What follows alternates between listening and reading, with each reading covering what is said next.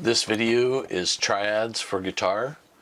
It requires some music fundamental knowledge, so if you feel like you're rusty on that or haven't learned that, I'd recommend that you first watch the music fundamentals video and then come back and watch this video. Thanks. Let's get into the triads for guitars. There are three triad note combinations, and they're known as inversions. So we talked about the chords being 1, 3, 5, that's C, E, and G, as being the C chord. However, if I took the root note, note 1, and I moved it up an octave, I would still have the same notes. I would have 1, 3, and 5. They would just be in a different order, with 1 being on the top. When I do that, that's known as the first inversion. If I then take the first inversion and I move the 3 note up an octave so that I have 5, 1, 3, that's known as the second inversion. So these are the 3 different possible combinations, right? I can have 1, 3, 5, 3, 5, 1, or 5, 1, 3. Those are the 3 possible combinations. They're still all the same chord. They're just different versions of that based on the order of what is the lowest note in the chord. So here I have root position. I have my normal chord. I have a major third followed by a minor third. That's the major chord triad in its root position. If I take the lowest note and I make it the highest note, then I have the first inversion. And note that there are 1, 2, 3 steps between E and F, E and G, because I didn't change those. That's a minor third still. But when I move the 1 note up an octave, now there is an interval of 5, or a perfect fourth. 1, 2, 3, 4, 5. That's a perfect fourth. So I have an interval of 3 on the low side of my chord, and I have an interval of 5, or a perfect fourth. It's still a major triad, but this is the first inversion of that major triad. And if I do that again to get to my second inversion, again, the first between the G and the C, I have an interval of 5, that's a perfect fourth, and I have an interval of 4, which is a major third. So I have a perfect fifth and a major third. That's the major chord triad, and that's the second inversion. And I kind of think of this as this diagram here on the bottom. If I have a quote-unquote normal chord or a root position chord, I have 1, 3, 5. That's separated by an interval of 4 and 3. The first inversion is a 3, 5, and the second inversion is a 5, and then back to 4. So these are the different possible intervals between the notes in my triads, and that's what we need to know when we're going to get to the guitar. So now we're finally back to the guitar. Remember that the 8-note scale is 2, 2, 1, 2, 2, 1. But I can't play a triad on a single string, because I can only play 1 note at a time on that string. I can arpeggiate a triad or play them in sequence so that you can hear the steps, but I can't play them all together. So on a guitar, I have to do something different. I have to use multiple strings. So the major chord triad shapes using multiple strings. How do we do that? First of all, we have to look at the tuning. And standard tuning is the low E, A, D, G, B, E. That's the standard tuning for a guitar. Between E and A, there are 5 steps. Between A and D, there are 5 steps. Between D and G, there are 5 steps. Between G and B, there are only 4 steps. And between B and E, there are 5 steps. And these steps are what we're going to use in order to figure out where are our chords on the guitar.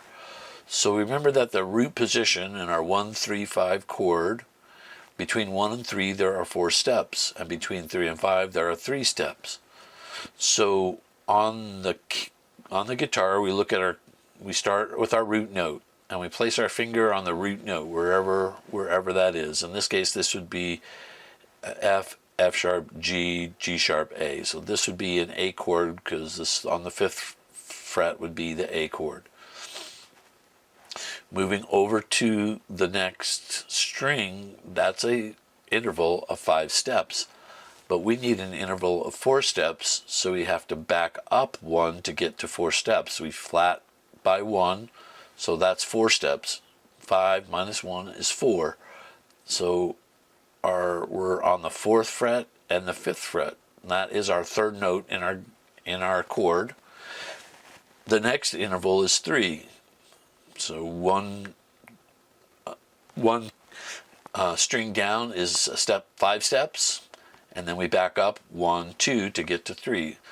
So we have a 1, 3, 5. This is our example of the form for our major chord pattern in root position. And because E and A, we're using 3 strings, so E, A, and D, and A, D, and G are all 5 notes between the strings. Those are exactly the same shape. So whether I'm starting on E or whether I'm starting on the A string, we use exactly the same shape for the major chord. When you get to the D string, however, now we have one of the intervals is 4. The tuning is 4 rather than 5, so we need to refigure out what our shape is. So we put our note on the root note, put our finger on the root note. The next string to the G is 5. We need 4, so I go back 1. That's 3. That's just like we were using. But the next one, when we go to the B string, that's only 4. So from 4 to get to 3, we have to back up 1. So that changes our shape slightly by 1 fret. And this is the major form of our triad when we're using the D string as our root note. The next one down is if we're using G as our root note. Between G and B is only 4, and that's exactly what we need. We need a step of 4, so G to B. From the B to E string is 5. We have to back up 2 to get to our interval of 3, and that's the new shape for the G, for our root position on the G string. And we're going to continue to just look at these, and we can figure out what all of the different shapes in our root string look like. E and A, those use the same shape because they're the same interval in the tuning. When we get to the G and B that only has 4, then our shapes change. So we have 3 different shapes and 4 possible different positions for the root note. The root note is always the lowest note in the chord. So we can do the same thing for our first inversion. If we chart this all out for our first inversion, you wind up with these patterns. Remember, the first inversion has a distance of an interval of 3 between the note 3 and 5, and an interval of 5 between our 5 and 1 note, and we wind up with the following positions. Note that the root note is actually on the highest E because the root 1 is in the high note on the chord. It's up an octave in our chord, so it works from the top note, top string, up. So E, high E, B, G, and D are the 4 notes where our root note is, using the pattern shown on the diagram. And the second inversion, the root note is actually in the middle, it's in the middle of the chord. So it uses the 4 middle strings on the guitar, A, D, G, and B, and the patterns that are shown here on this diagram. Some of these you might look familiar. For example, the D chord is actually 5, 1, 3. It's actually the second inversion, using what a lot of guitarists know as the D shape, or the 3 that are together here that look like an A shape, or the 3 that are together here, 5, 1, 3 on the A and E string that look like an E shape. So Some of these shapes may look familiar if you're familiar with bar chords, or if you're familiar with some of the basic open chords as well.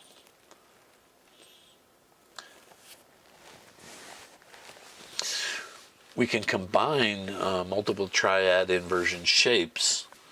So we know, once we know what the triad shapes are, we can kind of put them together into by moving our root note up an octave. Notice here we have the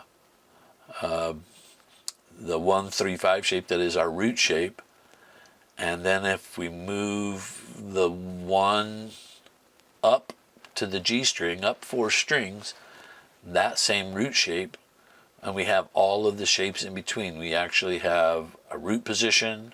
If we start with 3, where we have 3-5-1, that's our first inversion.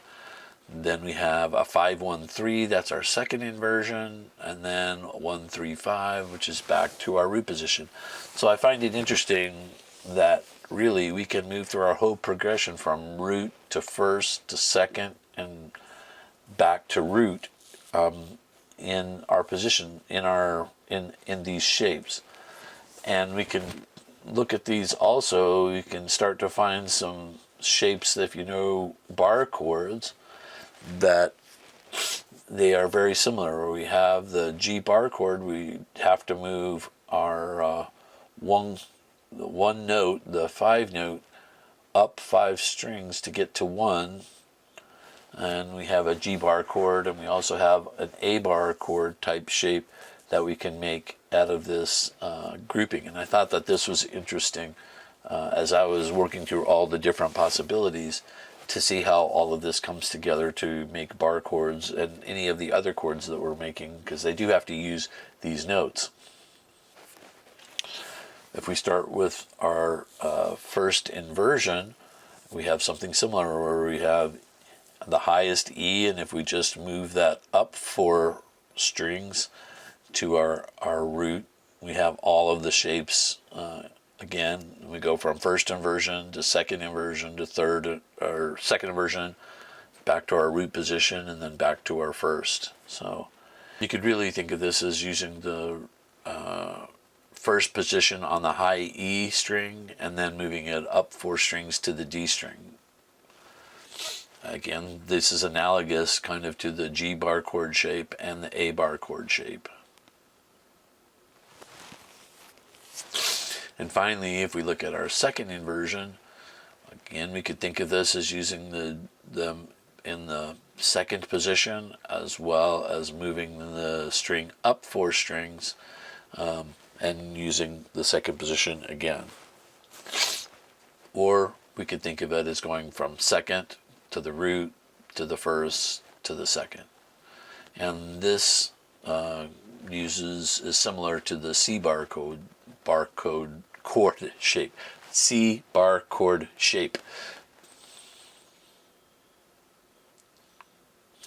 In addition to moving up and down from E to F, you can also move on the same string to get the next inversion shape. So example, if we go from our root position, 1-3-5, and we go up 4, right? That's now we're getting to our first inversion.